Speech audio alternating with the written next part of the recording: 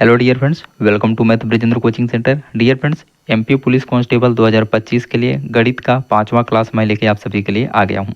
Very very important question इस video हम देखते हैं डियर फ्रेंड्स। सभी क्वेश्चन को एकदम बेसिक से देखते हैं और सभी टॉपिक के मिक्स क्वेश्चन लेके आता हूँ इसमें। डियर फ्रेंड्स, वीडियो में लास्ट तक बने रहिए। सभी क्वेश्चन को एक बार ट्राई जरूर करिए। जितना क्वेश्चन आपसे बन जा रहा है उसका आंसर आप लोग कमेंट सेक्शन में लिखते जाइए। डियर फ्रेंड्स, जो भी इस चैनल पर नए होंगे तो चैनल को सब्सक्राइब कर लीजिए। सब्सक्राइब करने के बाद इस घंटी वाले निशान को दबा दीजिए, तभी आपको आगे के वीडियो का नोटिफिकेशन मिलता रहेगा। और हाँ, सभी लोग वीडियो को लाइक कर दीजिए और लाइक करने के साथ साथ ज़्यादा से ज़्यादा शेयर कर दीजिए अपने सभी दोस्तों में एंड स्टडी ग्रुप में, जो भी एमपी पुलिस कांस्टेबल हम अप्लाई किए हैं और जिनका भी एग्जाम होने वाला है। ओके डियर फ्रेंड्स, चलिए पहला क्वेश्चन देखते हैं। डियर फ्रेंड्स, निम्नलिखित समीकरण में प्रश्न चिन्ह के स्थान पर क्या मान आएगा? यहाँ पास डियर फ्रेंड्स बोर्ड मास का रूल लगेगा। बोर्ड मास क्या बोलता है सर? कई बार मैं आपको वीडियो में बता चुका हूँ। बी से होता है ब्रैकेट, सबसे छोटा ब्रैकेट, फिर मंजिला ब्रैकेट, फिर सबसे बड़ा ब्रैकेट सॉल्व होगा। ओ का मतलब होता है ऑफ, ऑफ का मतलब होता है मल्टीप्लाई, पहले ऑफ वाला मल्टीप्लाई, फिर डिवीजन होगा, फिर मल्टीप्लाई सिंबल वाला होगा, फिर एडिशन होगा जोड़, फिर सब्ट्रैक्शन होगा घटाना। यही रूल यहाँ पास लगेगा डियर फ्रेंड्स। तो चलिए 120 का 33%, ऑफ मतलब का, तो 120 गुणे 33 बटे का 100, ठीक है, प्लस 110 का कितने प्रतिशत? 54%। का मतलब मल्टीप्लाई, 54% मतलब 54 बटे का 100 आ जाएगा, ठीक है। परसेंटेज मतलब होता है डियर फ्रेंड्स, आप सभी बता दो, परसेंटेज का वैल्यू होता है 1/100, इसीलिए जहाँ जहाँ परसेंटेज है 1/100 का मैं मल्टीप्लाई कर दे रहा हूँ, ठीक है। आगे चलिए, 54% बराबर 300 का मतलब मल्टीप्लाई प्रश्नवाचक चिन्ह प्रतिशत, प्रश्नवाचक चिन्ह प्रतिशत मतलब ऊपर प्रश्नवाचक चिन्ह आ जाएगा, बटे में 100 आ जाएगा। इसको सोल्व करिए डियर फ्रेंड्स। देखिए, 1 0 से 1 0 यहाँ कैंसिल आउट हो जाएगा और 1 0 से 1 0 यहाँ कैंसिल आउट हो जाएगा। यहाँ 2 0 से 2 0 कैंसिल आउट हो जाएगा। बचा क्या? 12 गुणे 33 बटे का 10 बचा, ठीक है। 12 गुणे 33 बटे का 10 बचा और इधर प्लस आएगा 11 गुणे का 54 बटे का 10 बचा, ठीक है। 10 बराबर में आपका 3 दूनी 6 आया। 6 कहाँ आएगा डियर फ्रेंड्स? ये प्रश्नवाचक चिन्ह है ना, इसको आप x मान लीजिए, नहीं डाउट हो जाएगा तो ये आ जाएगा, मल्टीप्लाई हो जाएगा तो 3x आ जाएगा। इस प्रश्नवाचक चिन्ह को मैं x मान लिया हूँ डियर फ्रेंड्स। ओके, अब चलिए यहाँ एलसीएम ले लीजिए, तो दोनों तरफ एलसीएम लेंगे तो 10 एलसीएम आ जाएगा, ठीक है। और इधर मल्टीप्लाई करेंगे 12 गुणे 33, ठीक है, तो 12 3 36 का 6 हो जाएगा, बचेगा 3, 12 3 36, 37 38 कितना आ जाएगा? 396 आ जाएगा, ठीक है। 396 प्लस, आगे चलिए डियर फ्रेंड्स, 11 गुणे 54 करना पड़ेगा, तो 11 में 54 का मल्टीप्लाई करेंगे तो क्या आएगा? 54 और इधर 54 आ जाएगा, ठीक है। 4 5 4 9 और 5 594 आ जाएगा, 594। तो कितना आ गया? 396 प्लस 594 बटे 10 बराबर में आपका क्या आ जाएगा? 3x आ जाएगा। जोड़ेंगे तो 96 में 4 जोड़ देंगे तो कितना आ जाएगा? ये 400 हो जाएगा, ठीक है। 400 और 4 5 990 हो जाएगा, ठीक है। 990 बटे में 10 है ना, इधर 3x है ना, तो 0 0 कैंसिल आउट भी कर सकते हैं, तो आ जाएगा आपका 99 बराबर 3x। अब x का वैल्यू आपको निकालना है, तो 3x बराबर 99 है, तो x बराबर आपका हो जाएगा 99 बटे का 3 हो जाएगा। इधर मल्टीप्लाई में 3 था ना, उधर जाएगा डिवाइड में हो जाएगा। ओके, 3 त्रिकाई 9, 3 त्रिकाई 9, x का वैल्यू कितना आ गया? 33। मतलब 300 का कितने प्रतिशत होगा? 33%। ऑप्शन नंबर आपका डी करेक्ट हो जाएगा। मैं उम्मीद करूंगा क्वेश्चन क्लियर हो गया होगा। देखिए नेक्स्ट क्वेश्चन डियर फ्रेंड्स, दो संख्याओं का महत्तम समापवर्तक और लघुत्तम समापवर्तक क्रमशः 35 और 840 है। यदि दो संख्या का अनुपात 3:8 है तो इन दोनों संख्याओं में से सबसे छोटी संख्या क्या होगी? टॉप क्लास क्वेश्चन है। यहाँ देखिए, दोनों संख्याओं का एलसीएम गुणे दोनों संख्याओं का एचसीएफ बराबर क्या होता है?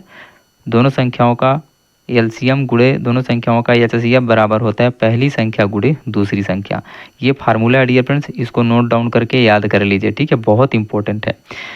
अब यहाँ दिया हुआ है दोनों संख्याओं का महत्तम समापवर्तक कितना? 35 दिया है, लघुत्तम समापवर्तक कितना दिया है? 840 दिया है। इसमें से पहली संख्या और दूसरी संख्या का अनुपात जो दिया है 3:8 दिया है, तो कांस्टेंट आप x मान लीजिए, तो पहली संख्या 3x हो जाएगी और दूसरी संख्या मल्टीप्लाई में रख देंगे 8x हो जाएगी, ठीक है। इतना आप सभी को समझ में आ जानी चाहिए डियर फ्रेंड्स। आगे देखिए, इसको जब मल्टीप्लाई कर देंगे तो ये 35 गुणे 840 गुण बराबर 8 त्रिक 24 यक्स का स्क्वायर हो जाएगा। ठीक है, या कि आप इसको यहाँ से कैंसिल आउट भी कर सकते हैं। चलिए कोई बात नहीं, 24 यक्स स्क्वायर आ गया। अब इसको 2 से 12 से कैंसिल आउट कर दीजिए, तो 12 सत्ते 84 हो जाएगा। इधर 12 सत्ते 84 और ये 12 दूना 24 हो जाएगा। ठीक है, 2 से इसको कैंसिल आउट कर देंगे तो 35 दूना का 70 आ जाएगा। एक्स स्क्वायर बराबर कितना आ गया? 35 गुणे 35। एक्स स्क्वायर बराबर 35 गुणे का 35। अब एक्स स्क्वायर बराबर 35 गुणे 35 है, दोनों तरफ आपको वर्गमूल निकालना पड़ेगा, तब एक्स का वैल्यू आएगा। बिल्कुल, तो एक्स बराबर आ जाएगा 35 आ जाएगा। ठीक है, हम एक्स क्या माने थे? कांस्टेंट माने थे। ठीक है, पहली संख्या क्या थी हमारी? पहली संख्या 3x थी और दूसरी संख्या 8x थी। ठीक है, तो एक्स का वैल्यू जब 35 आया है तो 3 के साथ मल्टीप्लाई कर देंगे तो पहली संख्या निकल के आ जाएगी। तो 3 पचे 15 का 5, 1 हासिल आ जाएगा और 3 त्रिका 9 1 10, 105 पहली संख्या आ जाएगी। और 35 गुणे 8 कर देंगे तो दूसरी संख्या आ जाएगी। तो 8 पंचे 40, 4 बचेगा, 8 त्रिक 24 और 4 28, 280 दूसरी संख्या आ जाएगी। आपसे क्या पूछा जा रहा है? तो इन दोनों संख्याओं में से सबसे छोटी संख्या क्या होगी? सबसे छोटी संख्या 105 होगी। ऑप्शन नंबर आपका डी करेक्ट हो जाएगा। और सबसे बड़ी संख्या कौन सी हो जाएगी? 280। तो आपसे छोटी पूछी गई है तो ऑप्शन नंबर डी आपका करेक्ट हो जाएगा। क्वेश्चन ये भी वेरी इंपॉर्टेंट क्वेश्चन है डियर फ्रेंड्स, 100% ये क्वेश्चन पूछा जाएगा आपके एग्जाम में। आप लोग लिख के रख लीजिए, एग्जाम देने के बाद बताइए इसी वीडियो के कमेंट सेक्शन में आया कि नहीं आया। दो समरूप त्रिभुजों की संगत भुजाओं का अनुपात 17:13 है, उनके क्षेत्रफलों का अनुपात है। वेरी इंपॉर्टेंट क्वेश्चन है डियर फ्रेंड्स, ये क्वेश्चन 100% आपके एग्जाम में पूछा जाएगा। आप लोग लिख के रख लीजिए, एग्जाम देने के बाद इसी वीडियो कमेंट सेक्शन में आके बताइए पूछा गया कि नहीं पूछा गया। यहाँ पास आपको दो समरूप त्रिभुज का संगत भुजाओं का अनुपात दिया है 17:13। समरूप त्रिभुज मतलब सब कुछ समान है। ठीक है, समरूप त्रिभुज मतलब ये दोनों एक समान त्रिभुज हैं। ठीक है, इसके संगत भुजाओं का अनुपात दिया हुआ है कितना कितना? 17:13। संगत भुजाओं मतलब एक तरफ की भुजा। ठीक है, संगत भुजा, जैसे इसका नामकरण मैं करूं ABC, इसका नामकरण कर दूं PQR, तो संगत भुजा, ये भुजा इस भुजा के बराबर होगी, ये भुजा इस भुजा के बराबर होगी, ये भुजा इस भुजा के बराबर होगी। तो इन दोनों का अनुपात कितना दिया है? एक का 17 और एक का 13। तो उनके क्षेत्रफल का अनुपात क्या होता है आपको बताना है। डियर फ्रेंड्स, जो भी संगत भुजाओं का अनुपात दिया है ना, उसका स्क्वायर कर दीजिए, वही इनके क्षेत्रफलों का अनुपात हो जाएगा। तो 17 हम 289, 17 हम आपका 289 आ जाएगा, अनुपात 13 हम 169। तो इनके क्षेत्रफलों का अनुपात कितना हो जाएगा? 289 अनुपात 169। ऑप्शन नंबर पहला आपका करेक्ट हो जाएगा। नेक्स्ट क्वेश्चन डियर फ्रेंड्स, एक घनाभ की लंबाई, चौड़ाई और ऊंचाई क्रम से 9 सेंटीमीटर, 6 सेंटीमीटर, 4 सेंटीमीटर है। घन का आयतन दिए गए घनाभ के आयतन के बराबर है। घन की भुजा की जांच कीजिए। देखिए, पहले आपको घनाभ का आयतन निकालना पड़ेगा और वही घनाभ का आयतन बराबर होगा घन का आयतन। ठीक है, और लास्ट में आपको घन की भुजा निकालना है। कैसे सोल्व करेंगे सर? चलिए मैं बताता हूँ। सबसे पहले आप घनाभ का आयतन निकाल लीजिए। घनाभ का आयतन का फार्मूला क्या होता है? Length into breadth into height equal आपका आ जाएगा एरिया, वॉल्यूम। ठीक है, जिसको हिंदी में आप आयतन बोलेंगे।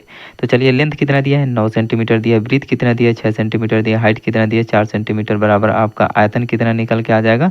9 चौको 36, 36 छक्का 216, 216 सेंटीमीटर का क्यूब निकल के आ गया आपका आयतन। लेकिन यहाँ बोला जा रहा है कंडीशन में कि घन का आयतन दिए गए घनाभ के आयतन के बराबर है। घनाभ का आयतन कितना आ गया? 216 सेंटीमीटर का क्यूब आया है। ठीक है, 216 सेंटीमीटर का क्यूब। तो घन, ये जो घनाभ का आयतन आया है इसी के बराबर है घन का भी आयतन। तो घन के आयतन का फार्मूला क्या होता है? भुजा की घाते 3 होता है। ठीक है, घन के आयतन का फार्मूला होता है भुजा की घाते 3 होता है।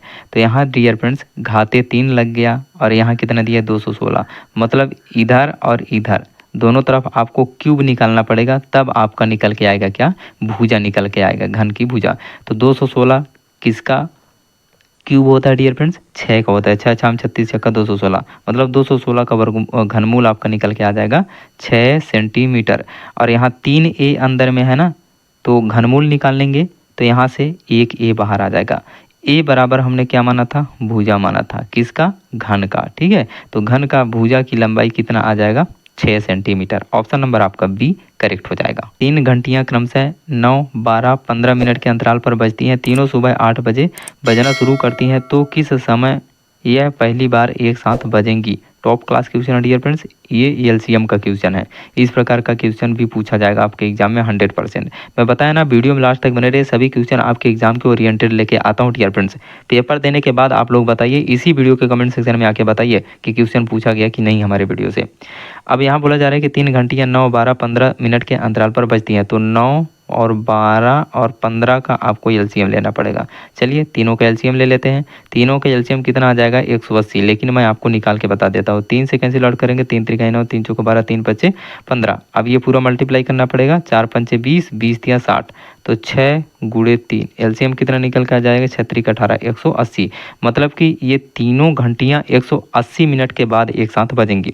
तो 180 मिनट के बाद बजेंगी, तो कितने मिनट में एक घंटा होता है, 60 मिनट में एक घंटा होता है। तो इसको घंटे में बदलेंगे तो 60 से डिवाइड करना पड़ेगा, 0 0 कैंसिल आउट, 6 3 18। मतलब कितने घंटे के बाद एक साथ ये तीनों घंटियाँ बजेंगी, 3 घंटे के बाद। तो सुबह कब बजी थी, 8 बजे बजी थी। जब सुबह 8 बजे बजी थी तो 3 घंटे बाद बजेंगी, तो 8 9 10 11, 11 बजे, सुबह 11 बजे ये तीनों घंटियाँ पहली बार एक साथ बजेंगी। ऑप्शन नंबर आपका बी करेक्ट हो जाएगा। भी क्वेश्चन वेरी वेरी इंपॉर्टेंट है। यदि ए का 20% बराबर बी, तो 20 का बी प्रतिशत समान है। टॉप क्लास क्वेश्चन है। देखिए बोल रहा है कि ए का 20%, एक का 20% कितना हो जाएगा, 20/100 बराबर कितना है, बी है। तो यहाँ से कैंसिल आउट कर देंगे, तो a/5 आ जाएगा बराबर का बी। अब ए और बी का अनुपात कितना निकल के आ जाएगा, ए अनुपात बी बराबर इधर बटे 5 है, उधर जाएगा तो मल्टीप्लाई में 5 हो जाएगा, 5/1 हो जाएगा। इतना आपको समझ में आ गया ना, बिल्कुल। अब देखिए आगे आगे कंडीशन दिया है डियर फ्रेंड्स, तो 20 का बी प्रतिशत समान है, तो 20 का बी प्रतिशत, बी का वैल्यू कितना है, 1 है, ए का वैल्यू कितना आया है, 5 आया है। 20 का बी प्रतिशत का मान, तो बी का मान कितना है, 1, हम मान लेते हैं इसको 1% के बराबर। ए का, अब ए का वैल्यू कितना दिया है, 5, तो यहाँ 5 लिखेंगे। इसका कितना प्रतिशत है, x% हम मान लेते हैं, ठीक है। अब देखिए यहाँ 100 से 100 कैंसिल आउट हो जाएगा, और 4 और 5 चौको 20, मतलब x का वैल्यू कितना आ गया, 4% निकल के आ गया। मतलब कि ए का कितने प्रतिशत के बराबर होगा, ए का 4% के बराबर होगा, 20 का बी प्रतिशत। ऑप्शन नंबर पहला आपका करेक्ट हो जाएगा। क्वेश्चन समझ में आया डियर फ्रेंड्स, कमेंट सेक्शन में जरूर बता दीजिए। बहुत इंपॉर्टेंट क्वेश्चन था ये। कितना मूलधन 12 महीने में 20% प्रतिवर्ष चक्रवृद्धि ब्याज की दर से जो अर्धवार्षिक रूप से संयोजित होता है 2,890 रुपया हो जाएगा। ये भी बहुत इंपॉर्टेंट क्वेश्चन है। देखिए 12 महीने में 20% प्रतिवर्ष चक्रवृद्धि ब्याज की दर से जो अर्धवार्षिक रूप से संयोजित होता है, जब अर्धवार्षिक रूप से संयोजित होता है ना डियर फ्रेंड्स, तो रेट हमेशा क्या होता है, आधा, और टाइम हमेशा क्या हो जाता है, 12 महीने है तो टाइम हमेशा क्या हो जाता है, डबल। ठीक है, जब वो अर्धवार्षिक रूप से होता है तो रेट हमेशा आधा हो जाता है और टाइम हमेशा डबल हो जाता है। तो 12 दूना 24 महीना, मतलब कितने साल हो गया, 2 ईयर हो जाएगा। ठीक है, और इसका रेट कितना निकल के आ जाएगा, 2 दाहम 20, 10%। तो चलिए ईयरली जब हम निकालेंगे तो रेट कितना निकल के आ जाएगा, 10% निकल के आ जाएगा। और आपका टाइम जो है, टाइम बराबर कितने वर्ष आ जाएगा, 2 वर्ष आ जाएगा। अब चलिए हम रेट पे काम करेंगे। देखिए रेट आपको 10% दिया है, तो आप इसको 10/100 लिख सकते हैं। बिल्कुल 10/100 लिखें, 0 0 कैंसिल आउट, 1/10, 1/10 आया। मतलब प्रिंसिपल 10 था, तो ये पहले वर्ष में 1 का ब्याज बना। ठीक है, तो चक्रवृद्धि ब्याज कितना आ जाएगा, अमाउंट कितना आ जाएगा, जब 1 का ब्याज बन रहा है और मूलधन 10 है 1 वर्ष में, तो अमाउंट जो होगा आपका मिश्र धन 11/10 आ जाएगा। ठीक है, कितने वर्ष की बात है यहाँ, 2 वर्ष की। तो इन दोनों का इसका स्क्वायर कर दीजिए, 11/10 का स्क्वायर, तो बराबर में कितना आ जाएगा, 11 11 हम 121/10 100 आ जाएगा। ठीक है, आपको क्या दिया है यहाँ, बोल रहा है कि अमाउंट इतना रुपया हो जाता है, इतना रुपया हो जाता है, मतलब ये अमाउंट दिया है आपको 2,890 रुपये। ठीक है, तो अमाउंट आपको मिश्र धन दिया हुआ है 2,890 रुपये। तो 100 हमारा ऊपर वाला क्या था, अमाउंट था मिश्र धन, और नीचे वाला क्या था, प्रिंसिपल था। ठीक है, तो अमाउंट को अमाउंट के बराबर कर दीजिए, मिश्र धन को मिश्र धन के बराबर कर दीजिए। तो 121 यूनिट का मान कितना दिया है, 2,890। 1 यूनिट का मान 2,890 बटे का 121 आ गया, तो 100 यूनिट का मान कितना हो जाएगा, क्योंकि आपको प्रिंसिपल निकालना है ना। बिल्कुल, तो 2,890 बटे का 121 आ जाएगा। मल्टीप्लाई में आप कर देंगे कितना, 100 का। ठीक है, तो 100 का मल्टीप्लाई हो जाएगा, तो यहाँ 00 और हो जाएगा। इसको डिवाइड करेंगे डियर फ्रेंड्स, तो 121 दूना कितना हो जाएगा, 242 हो जाएगा। ठीक है, 121 दूना 242। पहला अंक 2 आया ना, तो 2 से शुरू होने वाले कितने ऑप्शन हैं? सिर्फ एक ऑप्शन है, ऑप्शन नंबर डी आपका करेक्ट हो जाएगा। इस प्रकार से आपको पकड़ना है डियर फ्रेंड्स, ठीक है, पूरा नहीं सॉल्व करना है। देखिए एक अंक निकालने के बाद आपका आंसर आ गया। इतना कठिन क्वेश्चन था लेकिन बहुत सरल तरीके से मैं बताया और बहुत स्मार्ट अप्रोच आप सभी को बताया हूँ डियर फ्रेंड्स। देखिए डियर फ्रेंड्स, नेक्स्ट क्वेश्चन, एक किताब को 100 रुपये में बेचने पर 25% की हानि होती है। 20% का लाभ कमाने के लिए किताब को किस मूल्य पर बेचा जाना चाहिए? सेलिंग प्राइस अगर 100 रुपये है तो इसमें 25% की हानि हो रही है। तो 25% की हानि हो रही है डियर फ्रेंड्स, तो मतलब हम क्रय मूल्य से भी कम रेट पर बेच रहे हैं, बिल्कुल। तो जब 25% की हानि हो रही है तो कितने में बेच रहे हैं इसको? 75% पर बेच रहे हैं, तो कितना हमको मिल रहा है? 100 रुपये मिल रहा है। तो 100% का वैल्यू यहाँ से निकाल लेंगे, ठीक है।